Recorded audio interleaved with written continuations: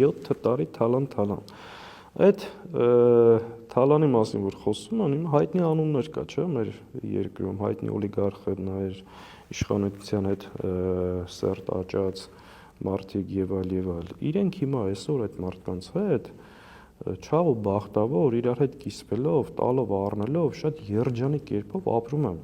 Այդ մարդիկ նախորդ իշխանությունների ժամանակ այդքան լավ իրենց չեն զգացել, որքան սրանց օրոք։ Այս ամեն ինչը մեր հանրության առջև է տեղի ունենում։ Այսինքն գալ մնացածի տարածի, արածի, չգիտեմ ինչի համար մեզանից ինչ որ պատասխանատվություն պահանջել կամ մեզ հղում անել կամ ասենք այդ ամբիոնի մոտ հայտնում են մարդիկ, մեզ թալան չիներ եւ այլն, այդ ում նկատի ունեք։ Դու թալան չինել եք դուք, դրանց հետ լափողնելու եք դուք, 7 տարի իշխանություն եք։